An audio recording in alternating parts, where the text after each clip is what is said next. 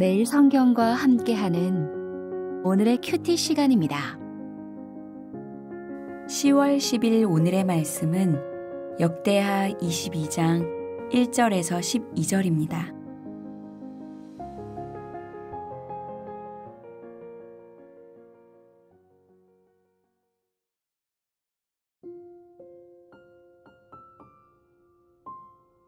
예루살렘 주민이 여호람의 막내 아들 아하시야에게 왕위를 계승하게 하였으니 이는 전에 아라비아 사람들과 함께 와서 진을 치던 부대가 그의 모든 형들을 죽였음이라. 그러므로 유다 왕 여호람의 아들 아하시야가 왕이 되었더라. 아하시야가 왕이 될 때의 나이가 42세라.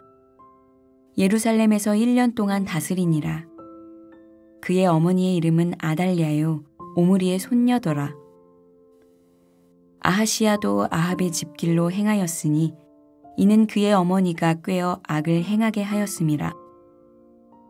그의 아버지가 죽은 후에 그가 패망하게 하는 아합의 집의 가르침을 따라 여호와 보시기에 아합의 집같이 악을 행하였더라.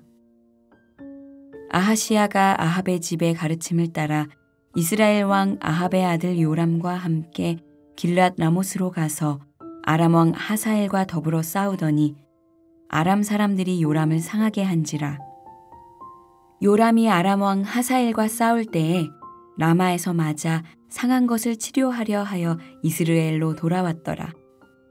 아합의 아들 요람이 병이 있으므로 유다 왕 여호람의 아들 아사랴가 이스라엘에 내려가서 방문하였더라. 아하시야가 요람에게 감으로 해를 입었으니 이는 하나님께로 말미암은 것이라. 아하시야가 갔다가 요람과 함께 나가서 님시의 아들 예후를 맞았으니 그는 여호와께서 기름을 부으시고 아합의 집을 멸하게 하신 자이더라.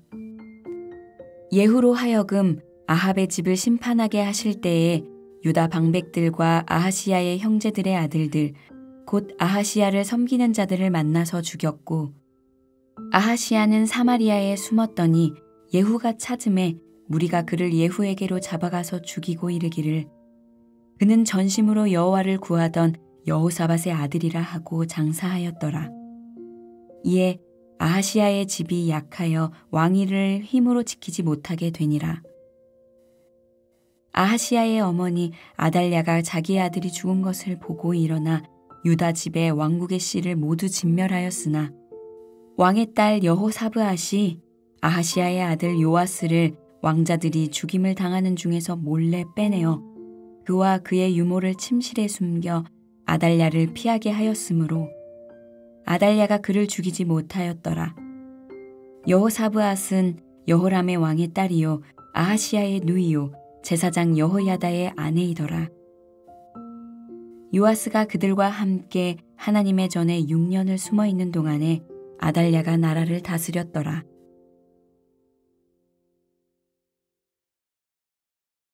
성서 유니온에서 출간한 예수 렌즈로 성경을 어떻게 읽을 것인가 라는 책이 있습니다. 저자 마크 윌리엄스 교수는 첫 장에서 창세기의 핵심 키워드를 구별로 정의합니다. 하나님은 어둠과 빛을 구별하셨습니다. 궁창 아래 물과 궁창 위의 물을 구별하셨습니다. 물과 묻을 구별하시고 바다와 땅의 동물과 식물을 구별하시고 인간과 동물을 구별하셨습니다. 셋의 혈통과 다른 혈통을 구별하셨고 노아의 혈통과 다른 혈통을 구별하셨습니다. 셈의 혈통과 다른 혈통을 구별하셨고 결국 아브라함의 혈통을 다른 모두 인류의 혈통과 구별하셨습니다. 하나님은 세상에 구원을 주시라고 선택하시고 구별하시고 보존하십니다. 이 구별을 성경은 거룩이라고 정의합니다. 세상과 담쌓고 분리되라는 뜻의 구별이 아닙니다. 세상을 더러움으로 간주하고 적으로 식별하고 삐뚤게 보라는 뜻이 아닙니다. 우리도 세상에 발딛고 살아가니까요. 하지만 구별되지 않으면 우리라는 정체성이 사라집니다. 우리가 있어야 세상과의 관계도 가능해집니다. 구별된 우리의 진영이 존재해야 세상의 진영과 영향을 주고받고 결국 세상에 구별된 우리의 복음을 전달할 수 있습니다. 그리스도인이 세상에서 구별되는 것이 희미해진 시대입니다. 오늘 본문이 주는 경고를 드리면 좋겠습니다. 나를 지켜야 합니다. 내 자녀와 가족을 지켜야 합니다. 나의 친구와 동료를 지켜야 합니다. 이 모든 비극은 작은 판단에서 비롯되었습니다. 남유다왕 여호사밧은 믿음 좋은 왕이었지만 북이스라엘과 친하게 지내기로 판단합니다. 친하게 지낼 수 있죠. 교류할 수 있죠. 하지만 욕심을 부립니다. 그 당시 남유다보다 부강했던 오므리 왕조의 군사적, 정치적 덕을 보기 위해 더 긴밀한 연합체를 구성하려 합니다. 성경 전체에서 가장 악독한 우상숭배자 아합, 이세벨, 이 사이에서 난 딸 아달랴를 자기 아들과 결혼시킵니다. 그 아들이 바로 어제 본문에서 하나님의 심판을 받아 죽은 여호람 왕입니다. 여호람의 뒤를 이어 아하시야가 왕이 되었습니다. 북이스라엘에서 온 아내 아달랴에게 영향을 받아서 여호람 왕이 남유다를 우상으로 물들인 것을 기억하실 겁니다. 남편이 그랬다면 아들이 받은 영향은 얼마나 더 크겠습니까? 아하시야는 여호와의 가르침이 아니라 아합 가문의 가르침대로 나라를 다스립니다.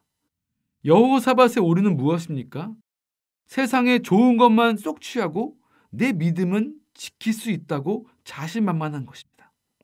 하지만 다윗의 왕조가 아합의 왕조에게 단번에 지배당하고 말았습니다. 북이스라엘의 심판 이야기입니다. 하나님은 엘리야에게 아합 가문의 심판을 예고하신 바 있습니다.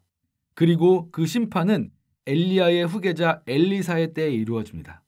엘리사가 기름 부은 예후가 아합의 아들 요람을 심판합니다. 아합 가문을 완전히 몰살합니다. 북이스라엘의 이야기입니다. 그런데 여기서 블랙 코미디 같은 일이 벌어집니다. 다윗 가문과 북이스라엘의 아합 가문이 얼마나 친했던지 하필 그때 아하시야가 요람을 문병하던 중이었던 겁니다. 북이스라엘을 심판하는 하나님의 칼에 잠시 방문해 있던 남유다의 아하시야까지 함께 죽고 맙니다. 이것이 악의 영향력입니다. 아하시야는 억울한 것입니까? 하나님의 나라 예루살렘의 왕인데 아주 살짝만 북이스라엘에 발거쳤을 뿐인데 동일한 악으로 매도당한 것입니까? 그렇지 않습니다. 한 통속입니다.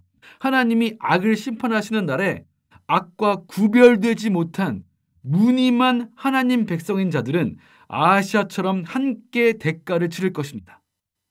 여기서 또 하나의 아이러니가 발생합니다. 북이스라엘의 악의 세력 아합 가문이 완전히 멸절된 줄 알았는데 딱 한 사람이 살아남아 있죠. 바로 남유다의 태후 아달랴입니다. 남유다의 왕인 자기 아들이 죽자 아달랴는 남유다의 왕족들을 모두 죽이고 자신이 예루살렘의 왕가를 시작하려 합니다. 북이스라엘에는 아합 가문이 끝나고 새로운 영적 기회가 시작되었는데 북이스라엘에 애매하게 발걸치던 남유다는 아합 가문의 소유가 되어버린 것입니다. 죄의 대가가 이토록 너무도 참혹하지만 하나님은 우리를 버리지 않으십니다. 하나님의 심판의 목적은 멸절이 아니라 정화입니다. 하나님은 다윗에게 영원한 왕조를 약속하셨으므로 다윗 가문을 결코 포기하지 않으시고 수술대에 올리실 겁니다. 치료의 과정은 아프고 이토록 괴롭습니다. 예수 그리스도를 선물로 받은 우리도 그렇습니다. 포기하실 수 없기에 아프게 치료하실 것입니다.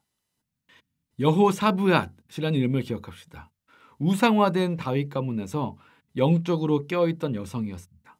여호사브앗은 목숨을 걸고 다윗 가문의 한 아기를 지켜냅니다. 그 아기는 요아스입니다. 요아스는 우리를 포기하지 않으시는 하나님이 주신 희망의 이름입니다. 우리의 신앙이 퇴보하는 것 같고 삶이 뒤죽박죽인 것 같을 때 요아스를 기억합시다. 하나님은 우리를 포기하지 않으셨습니다. 우리의 신앙이 타성해졌고 모험심을 잃어갈 때 여호사브앗을 기억합시다. 내가 깨어있는 한 사람이 되어 하나님의 마음을 얼음 냉수처럼 시원케 해드리는 구별의 삶을 실천에 옮길 수 있으면 좋겠습니다. 기도하겠습니다.